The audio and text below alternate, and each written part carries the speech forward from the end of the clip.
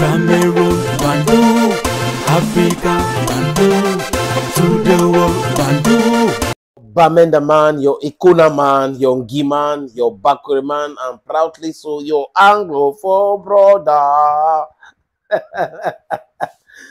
Quand Roger Mila avait dit que Marc Brice est hors-la-loi, quand Roger Mila avait demandé à Marc Brice de partir s'il ne veut pas respecter les gens du Cameroun, l'autre est venu dire que oui, la famine a fait ci, fait cela, comme s'il avait l'argent. Si ce n'est pas qu'on l'avait nommé quelque part pour gérer les stades. La famille, et ce qu'il appelle la famille de l'homme, je ne comprends rien de ça.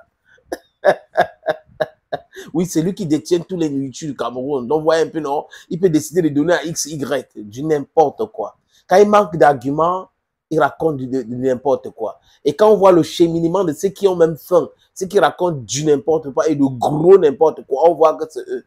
Quand vous avez un ancien footballeur qui pense qu'il est le plus grand philosophe, qui n'est plus capable aujourd'hui de se prononcer ouvertement parce qu'il a peur qu'on prend ses propos, on décortique ses propos et après ça se retourne contre lui. C'est les propos philosophiques maintenant, les citations, les proverbes et autres.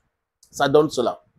Marc Brice respecte-t-il les règles? That is some of the important questions we have to ask ourselves. Est-ce que ce monsieur respecte les règles? Est-ce qu'il est dans le droit chemin? Est-ce que les actes qu'il pose sont des actes réglementaires? Ask important questions to understand. Chez moi, on dit Ibilimika. If you want to know something, ask questions. They will explain you the thing. You go know better.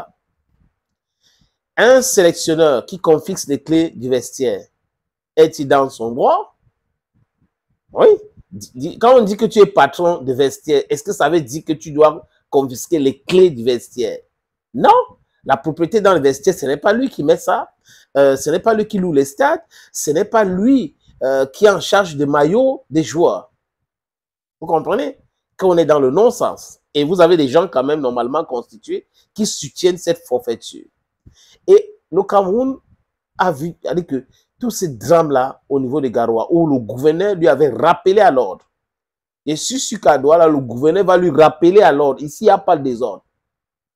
C'est pour ça qu'ils ne veulent pas quitter Yaoundé. On est allé à Kampala. On a vu nous-mêmes, les amis, comment est-ce que les amateurs au niveau du ministère des Sports ont perturbé la tranquillité des Lions et avec leur complicité. Parce que les Lions se sont constitués otages de Marc Brice et M. Serine Toulou. Et on a vu la catastrophe.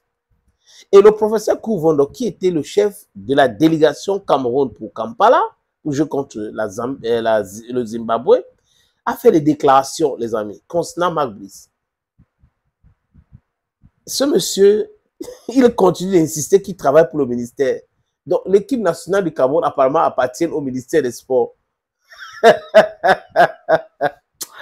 Aïe, Massa. Hey, les amis, écoutez ceci. Dans les couloirs du match Cameroun-Zimbabwe, on a vu l'entraîneur sélectionneur du Cameroun, M. Max Brick. Moi, je préfère appeler l'inspecteur de police Max Brick, qui va voir le commissaire du match dans son bureau et lui dit qu'il ne veut pas que les Tungi Pile et consorts soient assis au banc de touche. Il a choisi lui-même ses collaborateurs. Et le commissaire du match lui dit, monsieur, ce n'est pas à vous de me dire qui doit se mettre au banc de touche. C'est le représentant de la fédération qui peut être soit le coordonnateur des équipes nationales, soit alors le représentant du président de la fédération, quand ce n'est pas lui-même qui s'est déplacé. Et je n'ai rien à recevoir de vous, monsieur l'entraîneur. You got it? C'est le chef de la délégation présent à Kampala qui le dit. Et ce sont les faits. En dehors de lui, des journalistes présents sur place ont relaté les faits. Les journalistes ugandaises ont relaté les faits, les amis.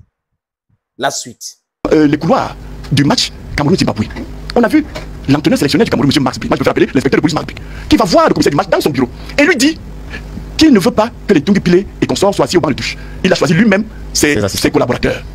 Et le commissaire du match lui dit, monsieur, c'est pas à vous de me dire qui doit se mettre au banc de touche. C'est le représentant de la fédération, qui peut être soit le coordonnateur des équipes nationales, soit alors le représentant du président de la fédération, quand ce n'est pas lui qui s'est déplacé. Et je n'ai rien à recevoir de vous, monsieur l'entraîneur. Et l'entraîneur, en réplique au commissaire du match, lui dit que lui, il ne travaille pas pour la fédération, il travaille plutôt pour le ministère du sport. Le commissaire du match lui a dit, monsieur, dans ce cas, mettez-vous à la porte de mon bureau. Et le monsieur le ciel que je vous admette, même sur mon touche, parce qu'en football, nous ne traitons pas avec les ministères en charge du sport, que vous représentez visiblement dans ce vestiaire. Il a fallu encore l'intervention d'un officiel de la Fédération camerounaise de football qui est allé vers le conseil du match pour lui dire, monsieur cet entraîneur, il ne comprend pas grand-chose à ces affaires-ci, souffrez qu'il soit au banc de touche. Comment est-ce que vous avez quelqu'un qui prétend que dans sa carrière, il a été policier et qui ne maîtrise pas les règles? Et quand vous ne maîtrisez pas les règles, vous posez des questions pour mieux comprendre. Marc Brice croit que le désordre qu'ils sont en train de s'aimer au niveau du football au Cameroun et que l'information qu'on lui a donnée que c'est lui le patron du football camerounais, c'était une bonne information. Mais si c'était une bonne information, pourquoi on ne voit pas Marc Brice avec des U20, des U18? Pourquoi on ne voit pas Marc Brice au championnat camerounais? Il a reçu une très mauvaise information par des gens qui veulent régler leurs comptes en utilisant un discours pour pouvoir faire leur forfaiture.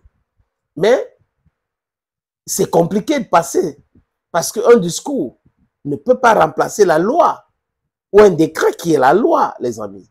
Une convention ne peut pas remplacer un décret qui est la loi, les amis. Si vous signez une convention qui ne respecte pas les lois du terroir, cette convention est nulle et nul effet. C'est comme ça qu'il faut comprendre. Un pays est réglementé par quoi? Par les textes. Ils sont les lois. Dans les différents domaines miniers, journalisme, commercial, tout ça là, il y a des règles. Mais vous ne pouvez pas dire que quelqu'un a fait un discours. Je crois que le président a fait un discours. Et c'est à partir de ce discours-là que vous êtes en train de faire votre travail. Comme si avant son discours, ce secteur n'était pas organisé. On doit faire très attention avec les soi-disant agrégés, hein, parce qu'en réalité, ils sont faibles intellectuellement. Certains sont très faibles intellectuellement. Ils ont tout simplement les diplômes. Mais en dehors de ça, nothing to take home about. La suite, les amis. Vous voyez quelqu'un qui va parler, je vais vous montrer la suite, qui va voir le commissaire de match. Si on lui donnait un carton rouge dans son bureau, je ne veux pas Tongo Pilet, je ne veux lui qui, en tant que quoi? Les textes disent quoi? Ça permet à Marc Brice de faire ce qu'il a fait là? Ce monsieur doit partir, moi c'est mon avis. Hein. Je ne sais pas pour les autres, mais je pense qu'il doit partir. Je ne devrais pas travailler avec Togo et David Pago. J'ai déjà mon staff à moi, c'est avec mon staff à moi que je vais travailler. Moi, je ne veux pas. Toi qui? Toi qui?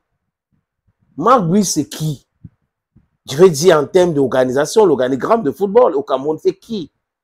Recruté par l'agent de par le gouvernement qui parle au nom de l'État, les amis, sans respecter les différentes procédures de recrutement.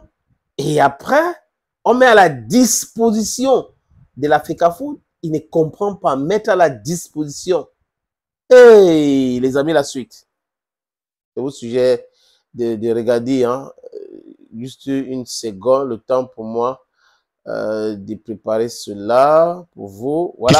C'est pour vous dire que à partir de seulement ces déclarations, Marc Brice aurait reçu un carton rouge. Il n'aurait pas dû participer au match à cause de cette doctrine qu'on lui met dans la tête au ministère des Sports, en lui faisant croire que ce n'est que lui qui peut parler au nom de l'équipe nationale de football, qui peut parler au nom de la Fédération camerounaise de football, alors que dans l'orthodoxie des choses, il n'est qu'un employé soumis normalement, logiquement, à l'autorité hiérarchique de la Fédération camerounaise de football. Ce n'est pas parce que, comme vous le dites, le ministre, l'État du Cameroun paye à travers les mécanismes que nous connaissons, paye l'entraîneur, met à la disposition, on dit mise à la disposition pour l'emploi. Vous le recrutez si vous voulez. Comme on peut mettre à la disposition d'une fédération un fonctionnaire du ministère des Sports, ça s'est vu plusieurs fois, mais on le met à la disposition. Mais pour qu'il soit mis à la disposition d'une fédération que je dirige, il faut mon accord. Parce que je peux dire, de ce monsieur, je n'en ai pas besoin, je n'en veux pas. Et ça s'arrête là. Du moins, il en serait ici, si le Cameroun était encore un pays normal. Quand on finit d'écouter un truc comme ça, est-ce que ce monsieur doit rester au Cameroun? Je ne sais pas pourquoi le professeur Koumvondo est allé intervenir. Il fallait laisser qu'on lui donne un carton rouge. Et la prochaine fois, la CAF va donner un carton. Vous allez voir, la CAF va donner un carton rouge à Marc Brice. S'il continue comme ça, il aura un carton rouge violent. Oui. on va lui mettre de côté. C'est-à-dire carton rouge pour lui. Parfois, peut-être qu'on va lui donner même 5 matchs. Et on va voir celui qui va aller contester cette sanction-là. Ce n'est pas la FECAFOOT qui va aller contester. Jamais. Un monsieur qui on lui a expliqué, c'est parce qu'on lui a expliqué, il est le ministre adjoint. Le ministre adjoint suppose que le président, supra-président de la FECAFOOT, et on va trouver quand même des gens qui vont expliquer que oui, il a le droit d'aller voir le commissaire des matchs pour dire qu'il ne veut pas un staff. Donc, s'il ne veut pas le staff, la FECAFOOT doit comprendre comme ça. Et vous avez des gens qui prétendent être des journalistes. C'est-à-dire qu'ils ne vont pas vous parler sur la base de quelque chose, pas de texte, ou parfois des choses biaisées. Avec, on allait vous s'offrir. Small time. Bye bye.